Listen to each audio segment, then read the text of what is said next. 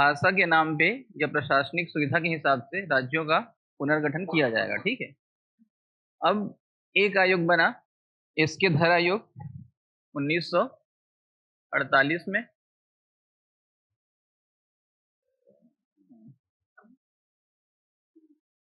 इसने बोला कि प्रशासनिक सुविधा के हिसाब से राज्यों का हम लोग गठन करेंगे। ठीक है। भाषा के आधार पे हम लोग गठन नहीं करेंगे। हाँ, नहीं आ रहा है आवाज? अब आ रहा है?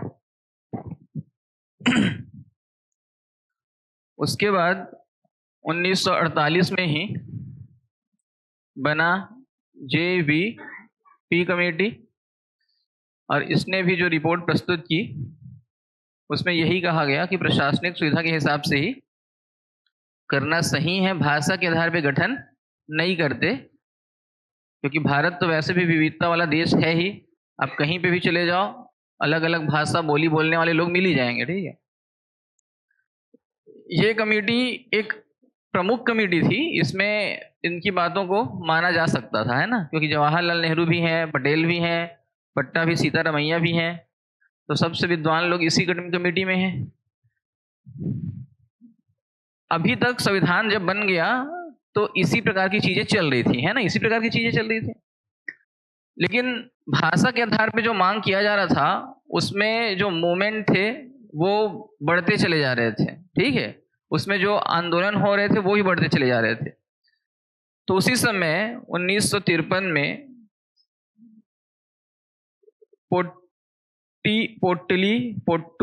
पोट्टुलू श्रीराम, उसका नाम मेरे को याद नहीं होता है अच्छे से, नाम का एक व्यक्ति है जिसने आंध्र प्रदेश को एक नया राज्य बनाने के लिए आमरण अनशन किया, और 56 दिन के आमरण अनशन के बाद इसका मृत्यु हो जाता है। इसकी मृत्यु जैसे होती है, उसके बाद पंडित नेहरू जो हैं वो राज्य पुनर्गठन आयोग जो है एक गठित करते हैं 1953 में। 22 दिसंबर 1953 यहाँ पे राज्य पुनर्गठन आयोग का गठन सरकार के द्वारा किया गया,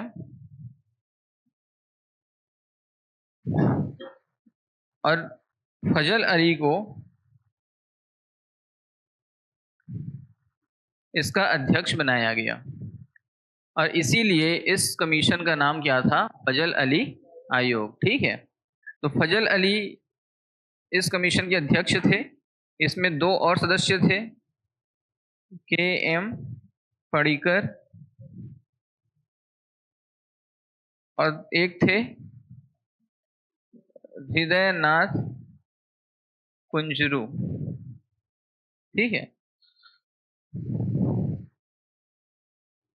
इतना तक तो याद हो गया, कोई दिक्कत तो है नहीं किसी को? ठीक है।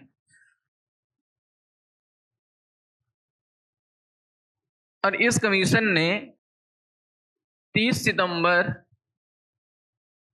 1955 को रिपोर्ट जो है वो प्रस्तुत की, और इसके अनुसार 16 राज्य और 3 केंद्र शासित प्रदेश होने चाहिए। इसने रिपोर्ट प्रस्तुत की, और इनका आधार क्या होना चाहिए? इसने कहा कि भाषा के आधार पर राज्यों का गठन किया जाना चाहिए।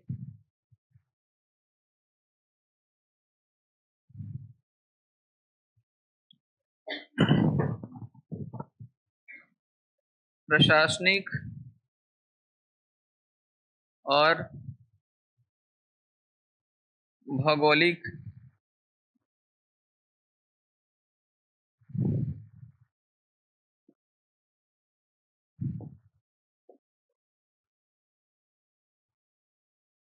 चीजों पे भी ध्यान दिया जाए और 4 प्रकार की श्रेणी के जो राज्य हैं उसे समाप्त किया जाए।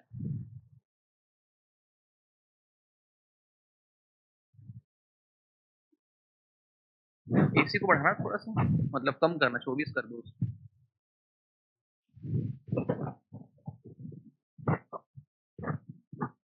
इसको ही चालू कर दो।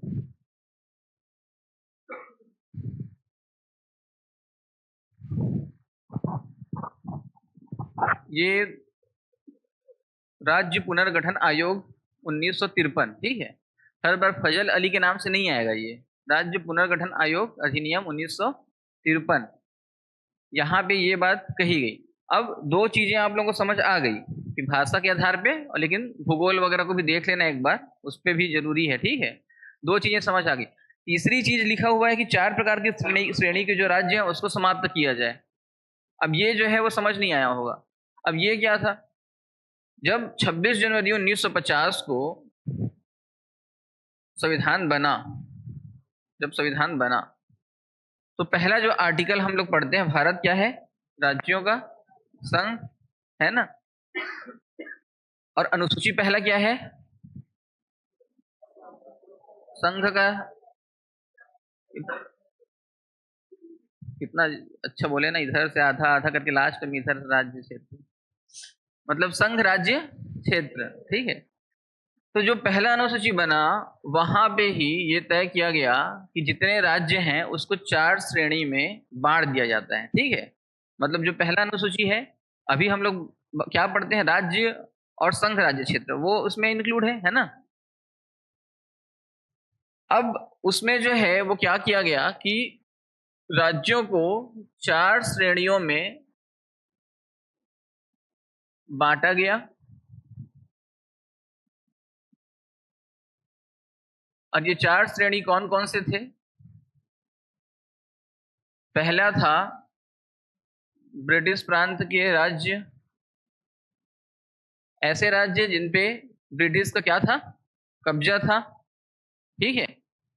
दूसरा देशी राज्य,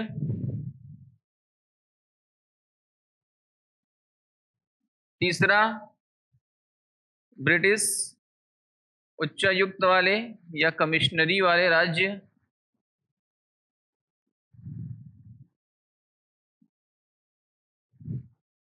और चौथा विदेशी अर्जित राज्य, विदेश या अर्जित राज्य, या इसको बोल सकते हो उस समय जो था अंडमान निकोबार।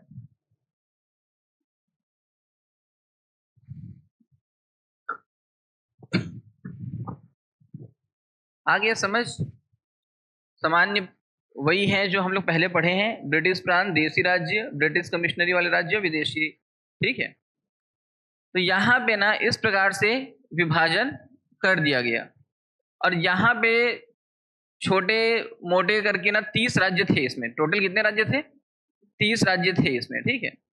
अब हम लोग जब 30 राज्य इसमें थे, और हम लोग जब ना अनुसूची पढ़ेंगे तो पहला अनुसूची और उसके बाद एक अनुसूची, चौथा नंबर का अनुसूची है।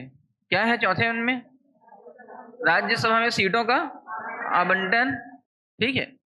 अब जब हम लोग ना आर्टिकल 2 के तहत कोई राज्य लाएंगे या आर्टिकल 3 के तहत कोई राज्य का गठन करेंगे, ठीक है।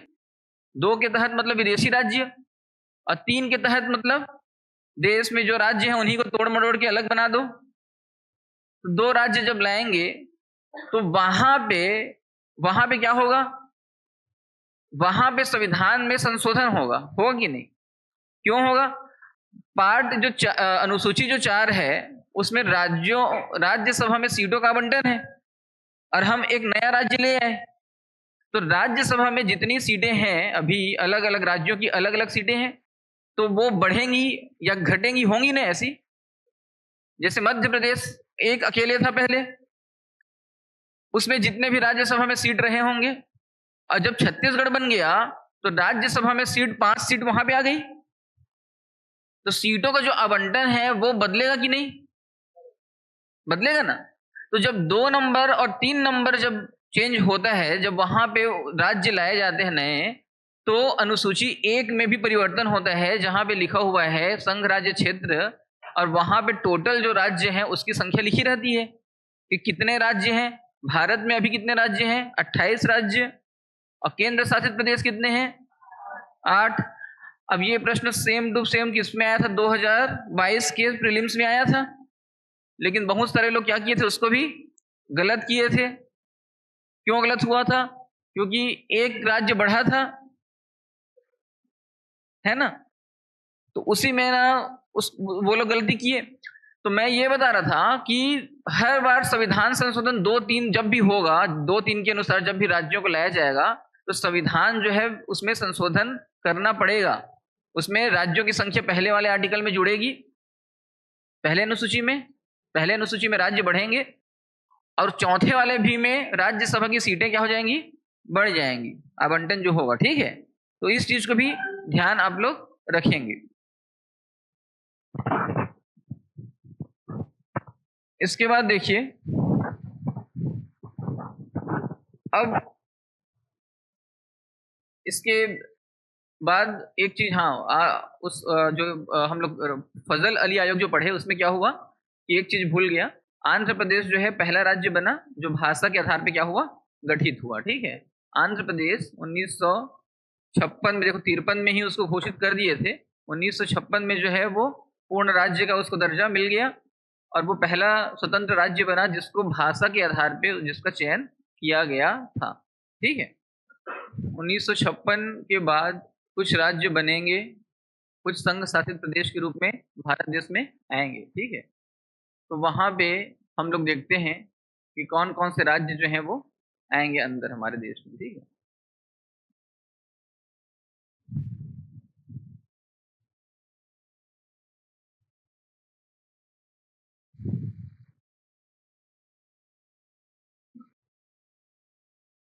एक बनेगा महाराष्ट्र, और एक क्या बनेगा?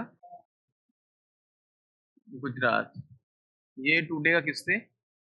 बॉम्बे से। ठीक है, महाराष्ट्र और गुजरात टूटेगा, आर्टिकल नंबर 3 के तहत टूट गया। संविधान संशोधन की आवश्यकता यहाँ पे नहीं पड़ी। ठीक है,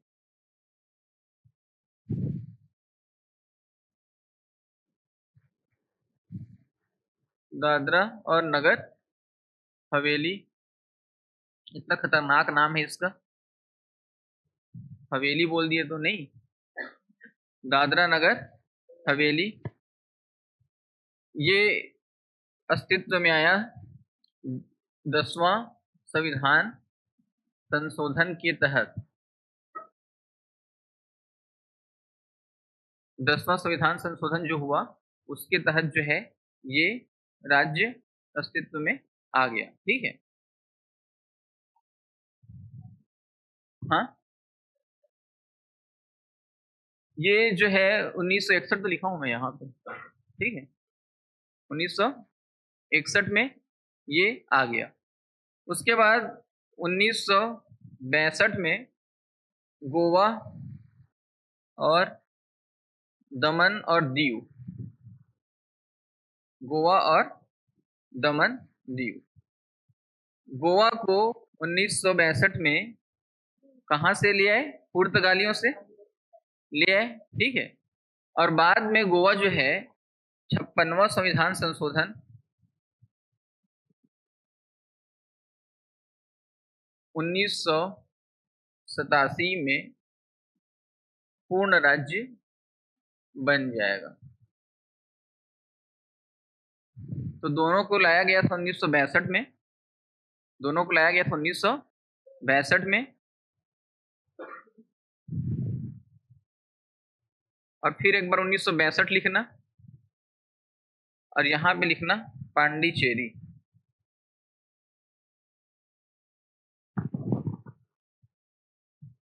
और यहाँ पे लिखना 14वां संविधान संशोधन।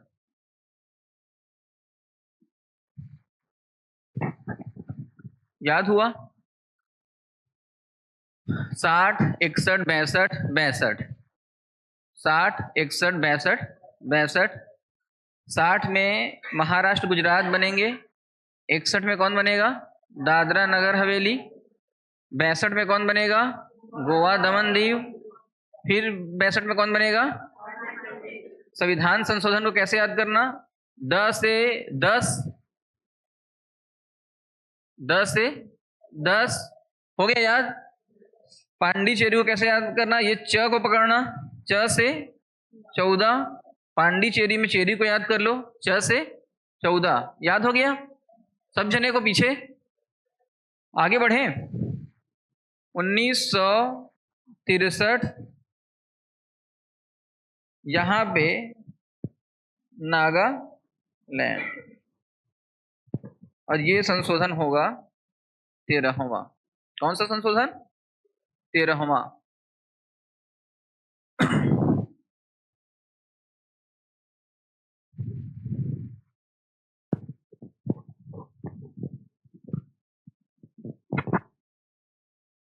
अब यहाँ पे याद करने के लिए पकड़ना आप लोग 3 को। किसको पकड़ना? 3 को। 63 में 3 है, और यहाँ पे भी क्या है? 3 है। जैसे सामान्य तरीके से बोलते हैं ना, न 3 में न 13 में, एक मुहावरा है ना, न 3 में न 13 में। ठीक है, तो इसको ना याद रख लेना। 3 13, ज्यादा 3 13 मत कर, ज्यादा 3 5 मत कर, बोलते हैं 3 13 मत कर या 3 5 मत कर। तो ये नागालैंड बना 13वां नंबर का संविधान संशोधन। ठीक है।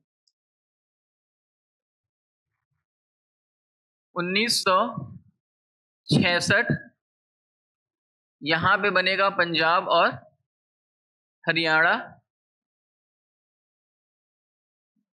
दोनों अस्तित्व में आएंगे। और ये चंडीगढ़ जो है वो बनेगा केंद्र शासित प्रदेश।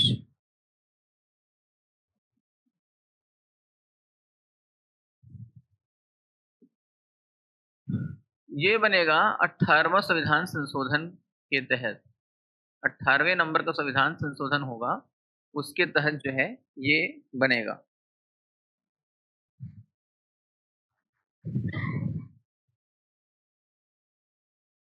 और उसके बाद 1969 यहां पे बनेगा मेघालय, और ये संशोधन होगा 22वां। याद हुआ? इसको 1963 को यहां लिख लो, नागालैंड, और यहाँ पे कौन सा संशोधन हुआ नागालैंड को बनाने में? हो गया। अब इसको याद कर लो, 63 66 69, 3 याद कर लो, 63 66 69। पहले याद किए थे 60 61 62 62। ठीक है। अब उसके बाद 3 6 9, 3 मतलब नागालैंड, ठीक है, और 13 उस तरफ कर देना, 6 वाला जो है पंजाब हरियाणा कर देना, और 9 वाला क्या कर देना? मेघालय कर देना। ठीक है। फिर देखिए 1971, 1972, 1975। 71 में लिखना हिमाचल प्रदेश,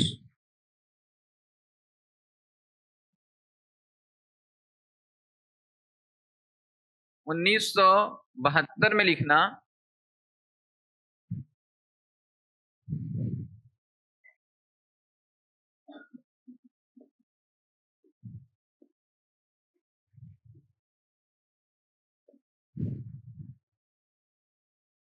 इसमें लिखना त्रिपुरा,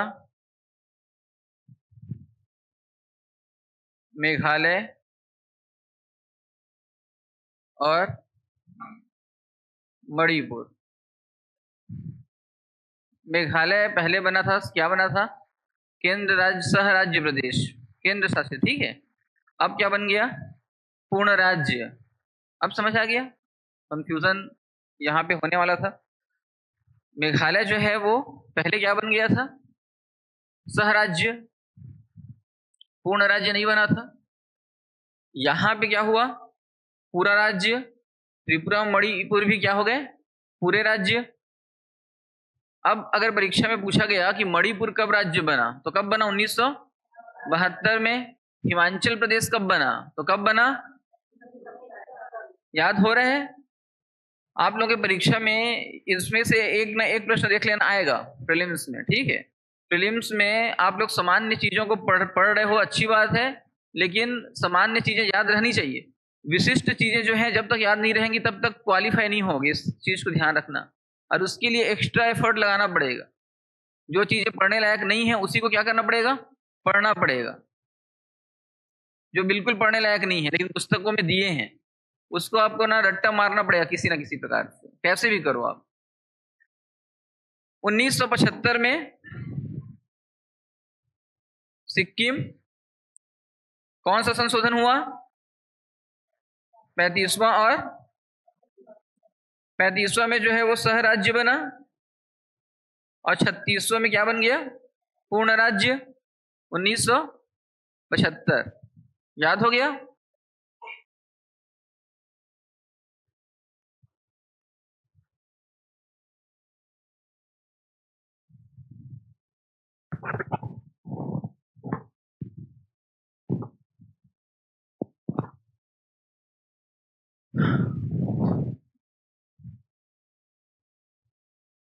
अब आ जाना सीधा 1987 में और सन 2000 में, ठीक है?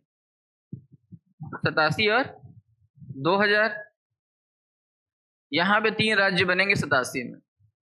एक बनेगा मिजोरम, एक बनेगा अरुणाचल प्रदेश, और एक बनेगा गोवा, ठीक है? गोवा को मैं पहले ही बता दिया कि 56 अमेंडमेंट में बनेगा, ठीक है? तो गोवा जो है वो 56वां संविधान संशोधन यहाँ पे इसको लिख दो। मिजोरम जो है वो बनता है 53वां, और अरुणाचल प्रदेश बनता है 55th अमेंडमेंट।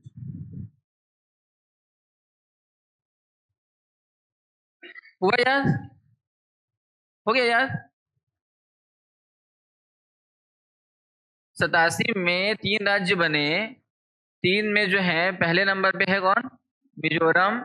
दूसरे नंबर पे कौन है? अरुणाचल प्रदेश। और तीसरे नंबर पे कौन है? गोवा। 53, 55, 56 नंबर का संविधान संशोधन। और उसके बाद है 2000। तो 2000 को तो मेरे को बताने की आवश्यकता है नहीं। छत्तीसगढ़, उत्तराखंड और झारखंड।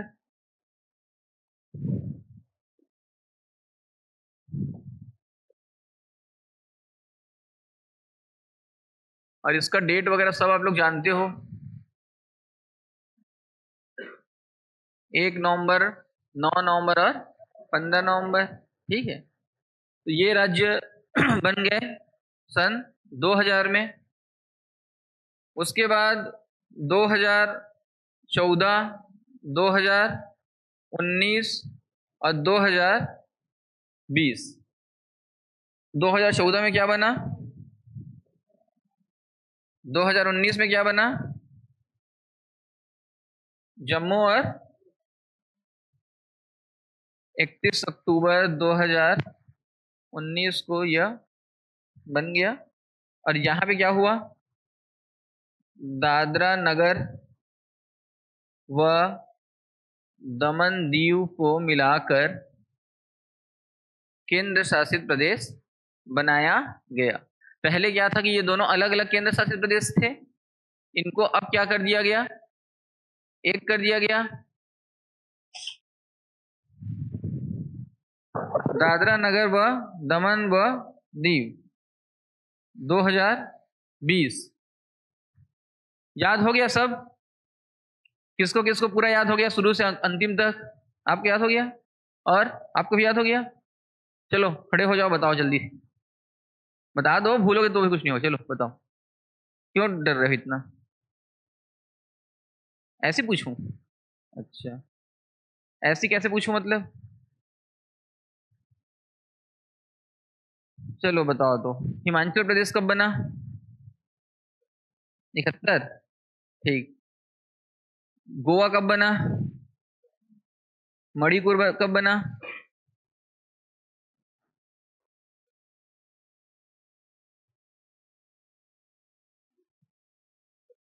1972।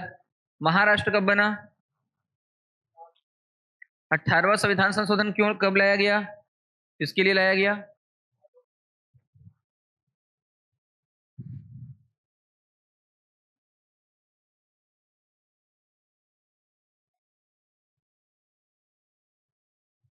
हाँ, ये करो याद। क्रम से याद करोगे ना तो कुछ कुछ चीजें याद आ जाएंगी, ठीक है। ऐसे में थोड़ा थोड़ा भूलने जैसा होगा। एक बार फिर इसको देखो।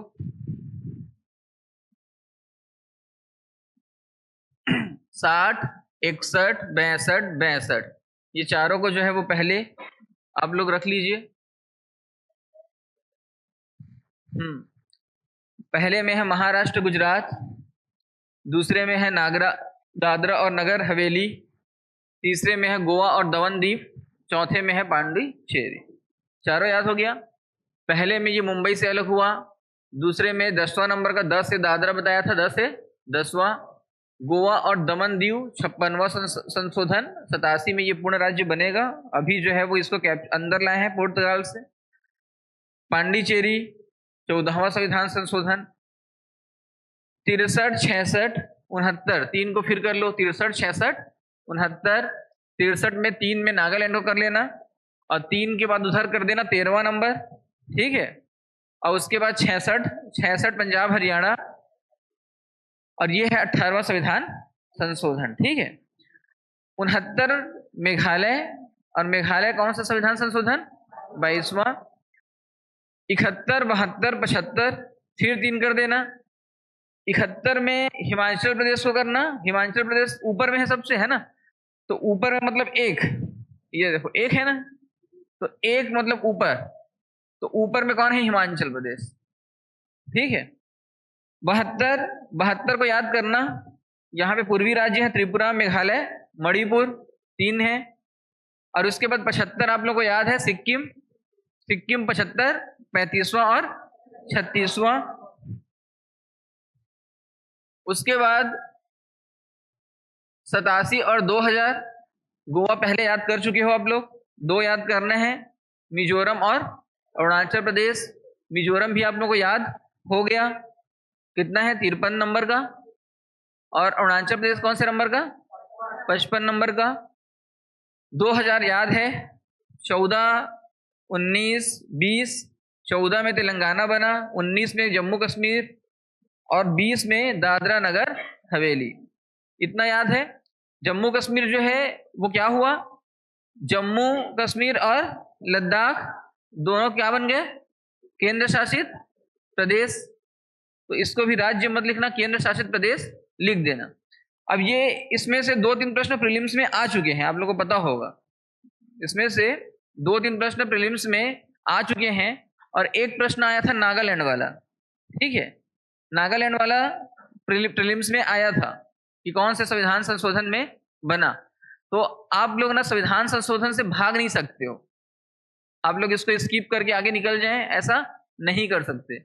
और मैं कभी भी ये जो सब्जेक्टिव जो होता है ना, स्टडी जो होता है कि इतना ही हम पढ़ाई करेंगे, स्मार्ट स्टडी करेंगे, उसके बाद निकल जाएंगे आगे, उसके ना हमेशा खिलाफ रहता हूँ। क्योंकि आप ना खुद ही नहीं समझ पाओगे पेपर के एक दिन पहले तक कि मैं जो है वो टॉप कर दूंगा या नहीं कर दूंगा, या रिजल्ट मेरा अच्छा आएगा कि नहीं आएगा।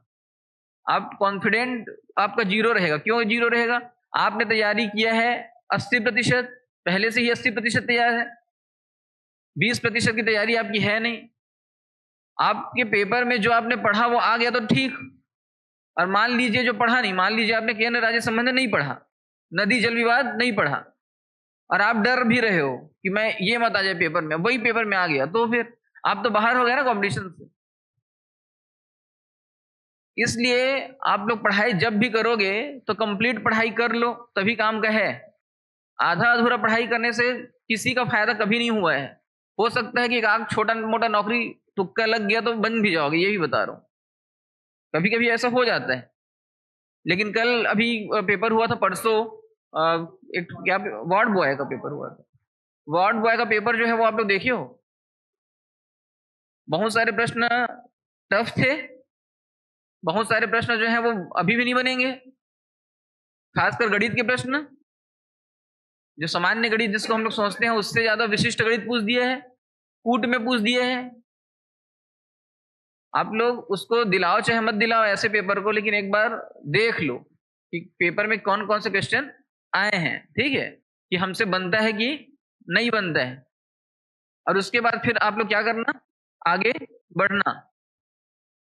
आगे बढ़ते हैं अब।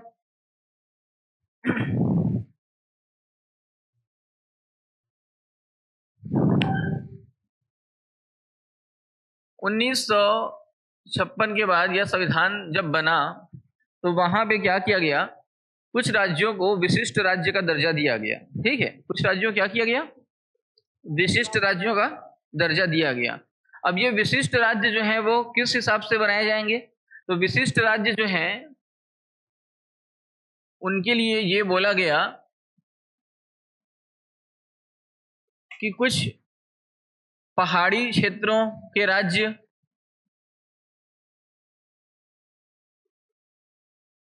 जहां पे पिछड़ी अर्थव्यवस्था जो है वो क्या है, पिछड़ी हुई है, जहां पे जनजाति समूह निवास करते हैं,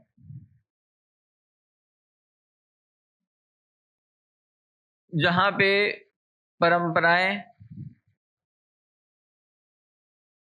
बहुत ज्यादा है, मतलब जकड़ी हुई है परंपराओं से, जो इस तरह की चीजों को हम लोग शामिल कर लेंगे, विशिष्ट राज्य का दर्जा उनको दे देंगे। ठीक है, और ये विशिष्ट राज्य जो है वो सिफारिश किसने किया था, एक बना था गाडगिल समिति। क्या बना था, गाडगिल समिति। इसने उपाय सुझाया था सरकार को, और सरकार जो है विशिष्ट राज्य का दर्जा अभी तक देती है। अभी तक विशिष्ट राज्य जो है वो बनाए जाते हैं। ठीक है,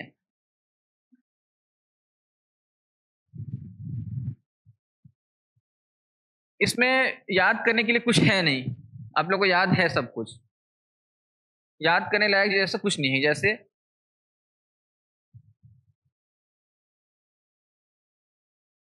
अब कितने राज्य जो हैं विशिष्ट राज्य हैं, है ना, 10 राज्य जो हैं विशिष्ट राज्य हैं।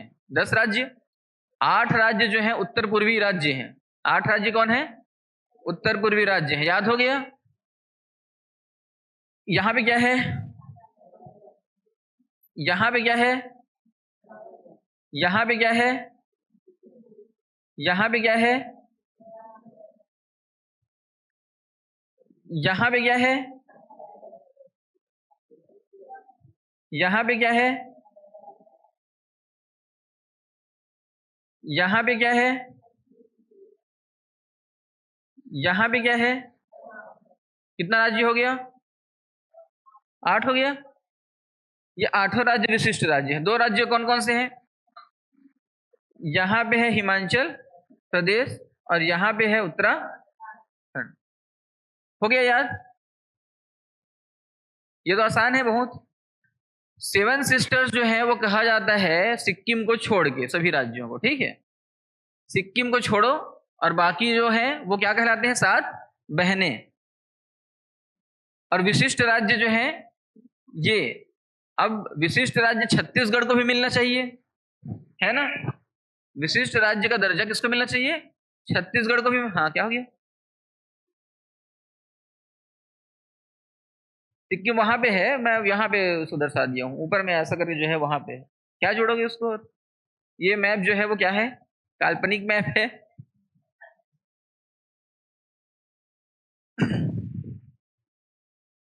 तो इस यहाँ पे ना छत्तीसगढ़ को भी आना चाहिए, यहाँ पे बिहार को भी आना चाहिए, यहाँ पे और पिछड़े राज्यों को आना चाहिए।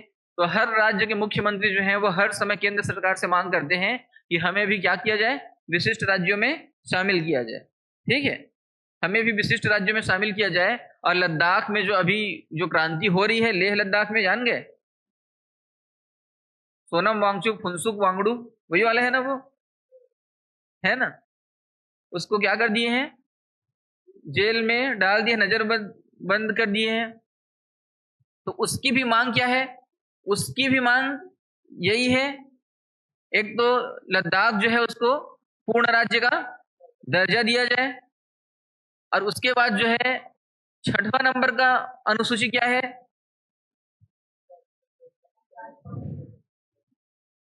एटीएम जो राज्य है, एटीएम स्क्वायर, है ना, उनका प्रशासन की बात चल रही है। तो जो 6वां नंबर का जो अनुसूची है उसमें लद्दाख को भी क्या किया जाए, शामिल किया जाए।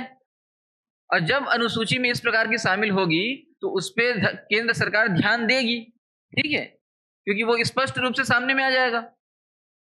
विशिष्ट राज्य का जब दर्जा यहाँ पे मिलेगा तो विशिष्ट राज्य में 90% जो है राशि केंद्र सरकार आवंटित करती है, और केवल 10% जो है वो राज्य सरकार जो है उसके हिस्से में रहता है।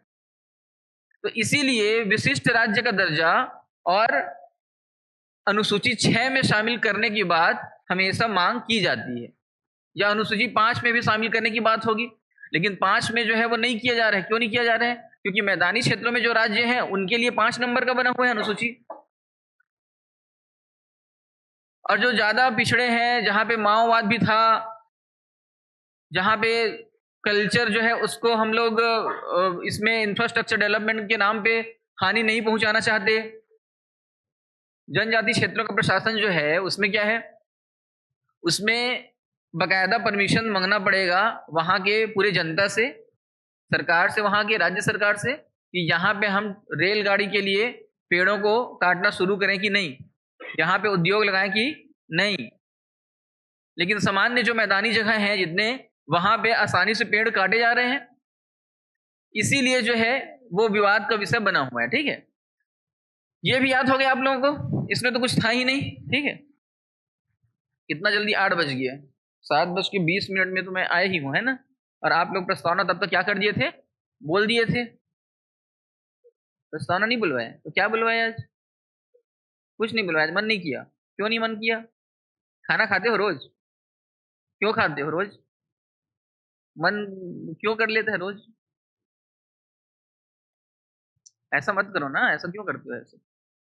जब आप खाना रोज खा रहे हो, जब रोज सांस ले रहे हो, है ना, जब नहाने का काम रोज कर रहे हो, कपड़ा पहनने का काम रोज कर रहे हो, तो जो काम बोला गया है ठहर, उसको एक काम मेरे तरफ से जोड़ दो, आप ही लोगों के फायदे के लिए है। आपको तो याद हो गया, बच्चे लोग बाकी जो नए हैं उनको याद हुआ? नीलेश, आपको याद हो गया प्रस्तावना, अनुसूची पूरा?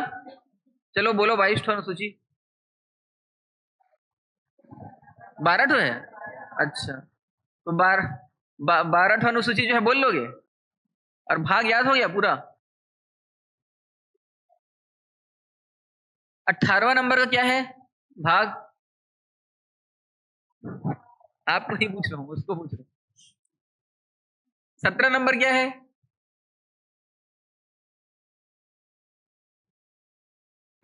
कल हम लोग क्या बोले थे कि नहीं बताएंगे सर तो खड़े रहेंगे, है ना?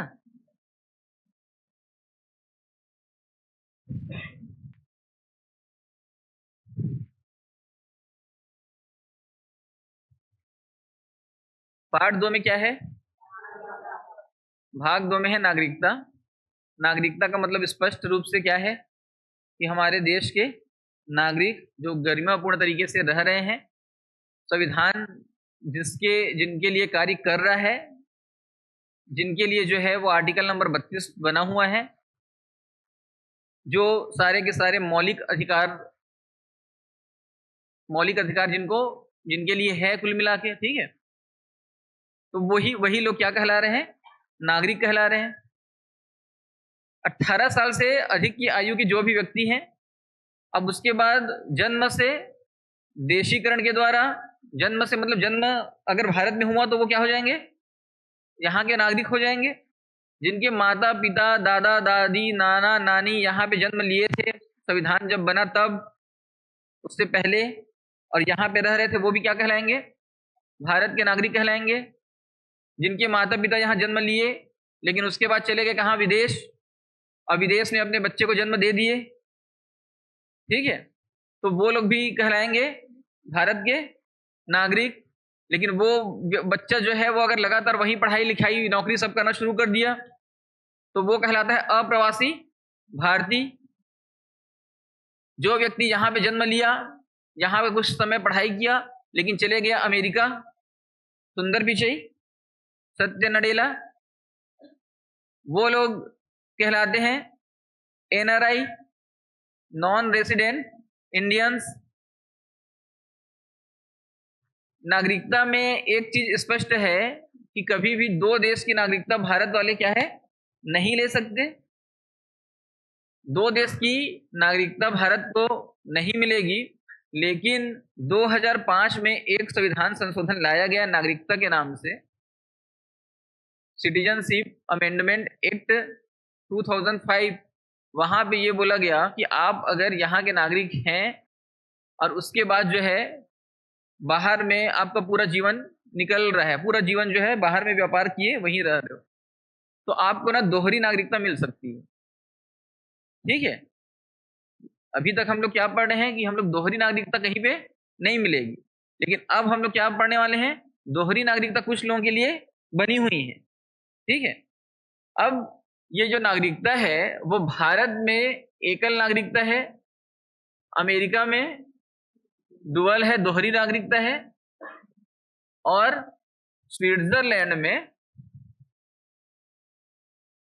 यहाँ पे तिहरी नागरिकता है। स्विट्जरलैंड में क्या होता है, ये है जिला, ये है राज्य, और ये है स्विट्जरलैंड की स्थिति अलग है, ठीक है।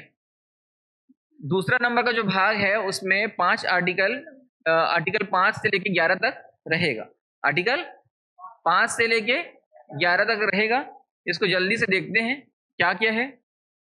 आर्टिकल नंबर 5 में है संविधान के प्रारंभ में नागरिकता। आर्टिकल नंबर 5 में स्पष्ट किया गया कि जब संविधान बना लागू हुआ 26 जनवरी 1950 को, या बना 26 नवंबर 1949 को, तो यहाँ पे क्या स्पष्ट किया गया कि 1950 में उसी समय जो जो व्यक्ति यहाँ पे भारत की धरती पे निवास कर रहे हैं, रह रहे हैं, वो सब के सब भारतीय नागरिक हो गए, ठीक है। क्योंकि 1947 में क्या बोल दिया गया था कि जो लोगों को पाकिस्तान में जाना है वो क्या, कहाँ चले जाए, पाकिस्तान। जो बांग्लादेश वाले पाकिस्तान में जाना चाहते हैं वो चले जाए बांग्लादेश वाले पाकिस्तान में। पहले बांग्लादेश नहीं बना था, वो भी पाकिस्तान ही कहलाता था। वहां पे भी रेड क्लिफ रेखा खींची गई है। यहां पे एक चीज और कहा गया कि 1950 से 5 साल पहले, 26 जनवरी 1950, 26 जनवरी 1950 से 5 साल पहले, मतलब 26 जनवरी 1900 कितना हो गया, 45 के बाद जितने लोग यहाँ पे आए और निवास कर रहे हैं वो सब के सब क्या हो जाएंगे, भारत के नागरिक। सब के सब क्या हो गए, भारत के नागरिक, ठीक है। आर्टिकल नंबर 6 क्या बोल रहे हैं, पाकिस्तान से भारत आने वाले के लिए नागरिकता।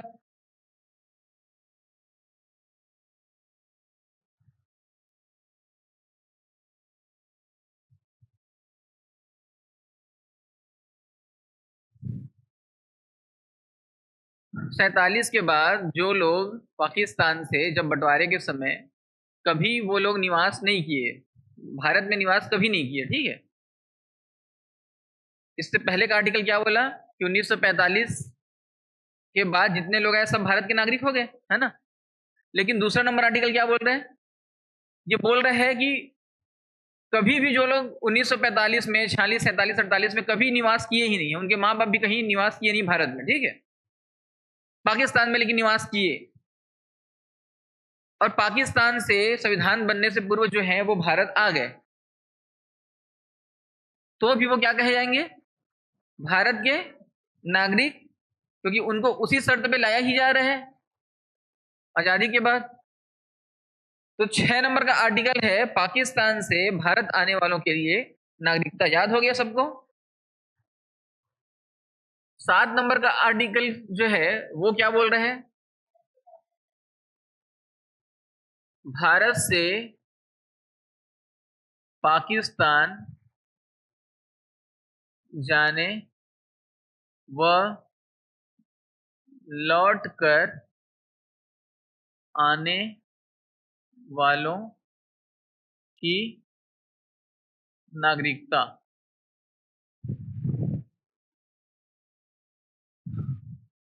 भारत से पाकिस्तान अगर कोई चले जाता है तो उसकी नागरिकता क्या हो जाएगी, समाप्त हो जाएगी। सीधी सी बात है ना। भारत से कोई व्यक्ति अगर पाकिस्तान चले गया 47 के बाद तो उसकी नागरिकता हो जाएगी समाप्त। तो हम लोग भारत देश में नागरिकता कैसे मिलेगी ये पढ़ रहे हैं। तो यहाँ पे भारत से पाकिस्तान जाने वालों के लिए तो नागरिकता समाप्त हो गई। तो आर्टिकल जो है उतना तक में नहीं रुका है। उसके बाद क्या बोल रहे हैं, लौट के आने वाले की नागरिकता। अब यहाँ पे सरकार जो है वो 2 डेट डिसाइड करती है, 2 डेट डिसाइड करती है, ठीक है। एक है 1 मार्च 1947 और दूसरा है 19 जुलाई 1947। ये 2 डेट डिसाइड करती है सरकार और ये बोलती है कि 1 मार्च 1947 के बाद पाकिस्तान जाने वाले 1 मार्च 1947 के बाद पाकिस्तान जाने वाले व्यक्ति अगर तो देख लेना कैसे बने। 19 जुलाई 1947 से पहले वापस आ जाते हैं तो भारत के नागरिक होंगे। आगे समझ। 1 मार्च 1947 को कोई व्यक्ति निकल गया कि मैं भारत में नहीं रहूंगा, मेरे को भारत पसंद नहीं आ रहा है, यहाँ पे बहुत कंजड़ बहुत है यहाँ पे, ठीक है। यहाँ पे कोई जो है अच्छे से व्यवहार नहीं करता है, सब गाली गलौज करते हैं। टीचर जो है रोज रोज होमवर्क देता है, पुलिस सीधे तरीके से बात नहीं करता, FIR नहीं लिखता है ना, वकील जो है पैसा मांगता है। तो मैं भारत में नहीं रहूंगा, मैं जा रहा हूं कहाँ, पाकिस्तान। और वो निकल गया। और वो जब निकला तो पाकिस्तान में जैसे पहुंचा तो वहां पे क्या हालात देख रहे हैं, भारत से बहुत ज्यादा बदतर हालात देख रहे हैं। वहां पे सीधा सीधा लूट मार हो रहे हैं, बम जहां पे जा रहे हैं वो बम फेंक रहे हैं। नहाने के लिए उतरा, थोड़ा सा तालाब में नहा लेता हूं, वहीं पे बम फेंक दिए। कपड़ा लेके उसका पूरा भाग गया है, तकलीफ हो रहा है ना उसको। अब उसका स्थिति और खराब हो गया। तो वो क्या किया ना, अब इधर का रहा ना इधर का वाला स्थिति आने वाला है। तो सरकार क्या बोल रही है, 1 मार्च 47 के बाद चले गए हो ठीक है, पाकिस्तान में अगर चले जाओगे तो वहां की नागरिकता मिल जाएगी, वो भी ठीक है। लेकिन पाकिस्तान में अगर इस प्रकार की स्थिति हो गई निर्मित और फिर वापस आना चाहते हो तो 19 जुलाई 1947 से पहले आ जाओ, तो हम आपको फिर क्या कर लेंगे, नागरिकता दे देंगे, ठीक है, नागरिकता दे देंगे। लेकिन इस डेट के बाद अगर आप भारत आओगे वापस तो हम आपको नागरिकता देंगे क्या, नहीं देंगे। आया समझ। भारत से पाकिस्तान जाने वाले हिंदू भी थे, आपको पता है कि नहीं, केवल मुस्लिम लोग पाकिस्तान गए थे ऐसा नहीं था, हिंदू आबादी भी पाकिस्तान गई थी।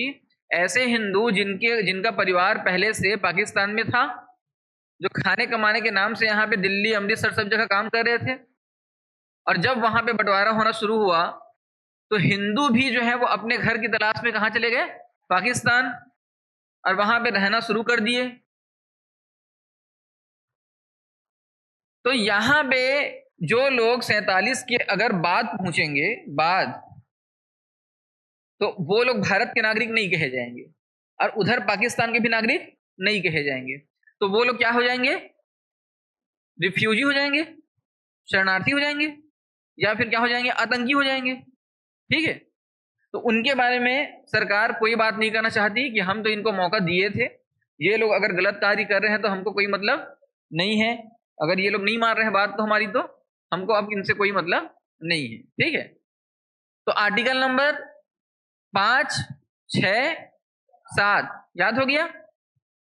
आर्टिकल नंबर 8, और ये आर्टिकल नंबर 8 है एनआरआई के लिए।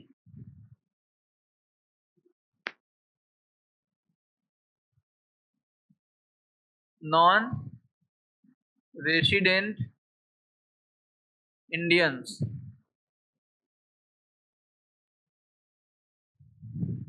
मतलब अप्रवासी भारतीय। 8वां नंबर का आर्टिकल बोल रहा है कि अगर आपके मम्मी पापा जो हैं वो भारत की धरती पे जन्म लिए हैं तो उनको क्या मिल गया? भारत का नागरिकता मिल गया। और आपका जन्म जो है उन्हीं के आप पुत्र हो, है ना? तो आपका भी जन्म हुआ तो आप भी भारत के नागरिक हो। लेकिन आप चले गए जन्म से, कहाँ चले गए? बाहर विदेश में पढ़ाई करने चले गए, नौकरी वगैरह भी बाहर में ही करना शुरू कर दिए, वहीं सेटल हो गए। तो उनके लिए सरकार व्यवस्था की कि आप जो है वो अप्रवासी भारतीय के रूप में रहेंगे। आप लोग क्या करोगे कि आप लोग ना वोट देने का आपको अधिकार होगा। वोट देने का क्या होगा? अधिकार होगा।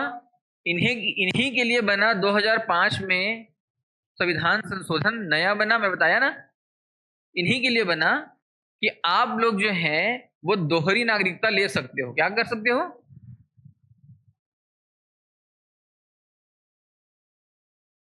आप लोग दोहरी नागरिकता ले सकते हो। और ये 2005 के सिटीजनशिप अमेंडमेंट एक्ट में स्पष्ट किया गया।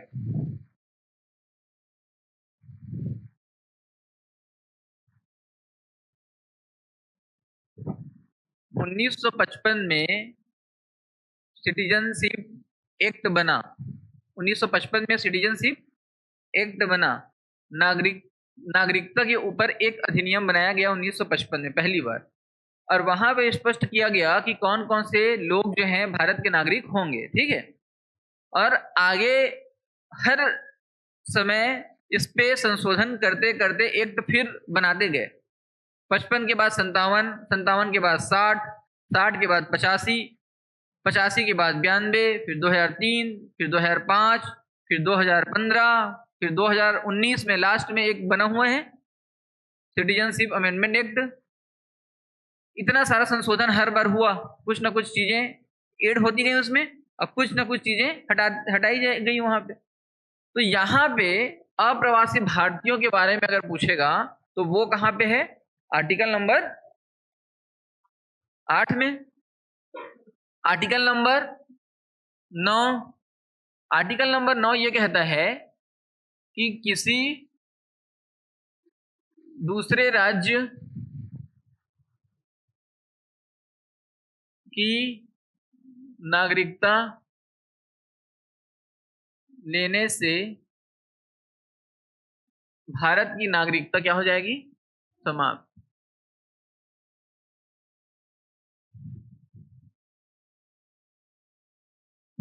मतलब नागरिकता समाप्त के बारे में बात कर रहा है आर्टिकल नंबर 9।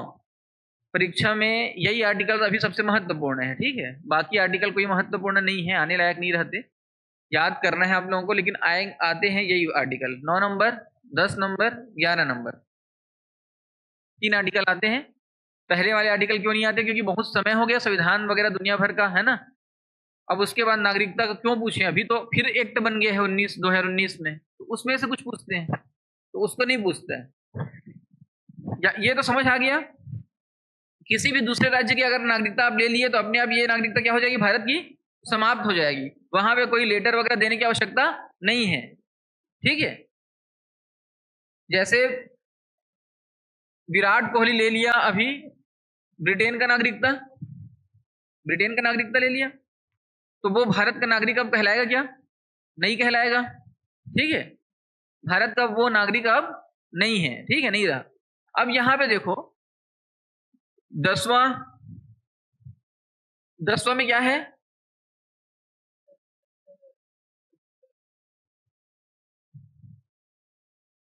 संसद के द्वारा नागरिकता के अधिकारों का बना रहना, मतलब संसद जो है वो नागरिकता के जो अधिकार हैं उनकी क्या करेगा, संरक्षण करेगा, प्रोटेक्शन करेगा। इतना जो अधिकार बन गया है उसके ऊपर संसद बैठा हुआ है। ठीक है, ये क्या बोल रहा है, नागरिकता के अधिकारों का बना रहना, नागरिकता के जो अधिकार हैं वो बने रहेंगे और संसद जो है उसके ऊपर हस्तक्षेप कर सकती है, ये स्पष्ट ये बोल रहा है। आर्टिकल नंबर 10वां, संसद के द्वारा नागरिकता के अधिकारों का बना रहना, नागरिकता के अधिकारों का बना रहना, इतना को याद रख लेना दिमाग में, नागरिकता के अधिकारों का बना रहना। और उसके बाद आर्टिकल नंबर 11, इसमें क्या है, संसद नागरिकता के लिए कानून बनाकर उसका विनियम मतलब होता है रेगुलेशन कर सकती है। मतलब संसद जो है वो ना एक्ट बना सकती है, संसद क्या बना सकती है, एक्ट बना सकती है, और फिर से जो है उसमें क्या कर सकती है, रूल में चेंजेस कर सकती है, उसके पास पावर है। ठीक है, आर्टिकल नंबर 10 अधिकारों का बना होना, और आर्टिकल नंबर 11 संसद कानून के माध्यम से नागरिकता के जितने एक्ट हैं उसमें क्या कर सकती है, संशोधन कर सकती है। ठीक है, और हर बार जो है संशोधन जो लाया जाता है वो संसद में ही लाया जाता है। तो अब तक जो है वो कितने बार हो गए हैं, मैंने बताया आपको कि 1955 में बना था नागरिकता अधिनियम, संशोधन नहीं, ये पहला बना था, ये पहला बना था तो इसको संशोधन नहीं बोलते। ठीक है, और उसके बाद 2 साल बाद बना संशोधन अधिनियम, 1957 का नागरिकता संशोधन अधिनियम। ठीक है, उसके बाद 1960 में, उसके बाद 1985 में, उसके बाद 92 में, उसके बाद 2003 में, 2005 में, 2015 में और 2019 में। कितना हो गया, एक, इसको ही गिन लो, 1 2 3 4 5 6 7 8 9 एक्ट बन चुका है अब तक। पहला वाला रियल था, उसके बाद उसमें थोड़े थोड़े चेंजेस लाते गए। 2019 में जो है वो सिटीजनशिप अमेंडमेंट एक्ट लाया गया था, जो सबसे ज्यादा महत्वपूर्ण है परीक्षा के दृष्टिकोण से। वो पहले ही परीक्षा में उससे पूछ चुका है, अभी भी पूछ सकता है। और उसमें स्पष्ट किया गया था कि पाकिस्तान से आने वाले, बांग्लादेश से आने वाले या श्रीलंका से आने वाले है ना, किनके लिए क्या प्रावधान किया जाएगा। ठीक है, तो 11 का 11 जो आर्टिकल है याद हुआ कि नहीं, 5 से 11 और उससे पहले 4 आर्टिकल और हो गया याद सबको, 11 आर्टिकल याद हो गया, आप बताओ। 9 नंबर में नागरिकता अगर दूसरे देश का लेते हो तो आपका नागरिकता क्या हो जाएगा, समाप्त। ठीक है, तो नागरिकता जो है वो बर्खास्त हो जाएगा, वो डिसमिस हो जाएगा। वो किस में है, 9 में। ठीक है, 9 नंबर का आर्टिकल बहुत महत्वपूर्ण है। दूसरे देश की नागरिकता मिली तो ये वाली क्या हो जाएगी, समाप्त। ठीक है, तो दोहरी नागरिकता नहीं चलेगी, ये 9 नंबर में है। अब 1 नंबर आर्टिकल क्या बोलता है, आर्टिकल नंबर 1, भारत मतलब राज्यों का संघ, पहला है ना। आर्टिकल नंबर 2 क्या बोलता है, विदेशी राज्यों का प्रवेश। तीसरा नंबर आर्टिकल क्या बोलता है, नए राज्यों के निर्माण, नाम, क्षेत्र, सीमा में परिवर्तन करने की संसद की शक्ति। ठीक है। आर्टिकल नंबर 4 क्या बोलता है? 2 और 3 का जो संशोधन है वो सामान्य तरीके से होगा। 368 वाला जो संशोधन है उसको हम लोग यहाँ पे अप्लाई नहीं करेंगे। ठीक है। 5 नंबर आर्टिकल क्या बोलता है? संविधान के प्रारंभ में नागरिकता। आर्टिकल नंबर 6 क्या बोलता है? पाकिस्तान से आने वाले के लोगों के लिए। आर्टिकल नंबर 7 क्या बोलता है? भारत से पाकिस्तान जाने वाले और लौट के आने वाले। 8 नंबर क्या बोलता है? एनआरआई लोगों के लिए। 9 नंबर क्या बोलता है? नागरिकता का समापन कुल मिला के। ठीक है। 10 नंबर क्या बोलता है? नागरिकता के अधिकारों का बना होना। 11 नंबर क्या बोलता है? संसद विधि द्वारा जो है नागरिकता के लिए कानून बना सकती है, कोई भी रूल रेगुलेशन वगैरह बना सकती है। 11 के 11 नंबर आर्टिकल याद हो गया आप लोगों को? कल हम लोग पढ़ेंगे 12 से लेके कम से कम 24 तक का आर्टिकल पढ़ेंगे। ठीक है। 35 तक तो पढ़ना चाहिए लेकिन हम लोग जा नहीं पाएंगे ना उतने समय। ठीक है। तो कल अब कोशिश करेंगे, आज मंगलवार हो गया, बुध गुरु शुक्र 3 दिन और क्लास लगेंगे। 3 दिन में कोशिश करते हैं थोड़ा सा ना आप लोग जल्दी आइए, तो मैं जल्दी पढ़ाना शुरू करूँ 7 बजे से, तो 8:30 बजे तक पढ़ाऊंगा ना, तो 51 नंबर आर्टिकल पूरा कंप्लीट याद हो जाएगा आप लोगों को।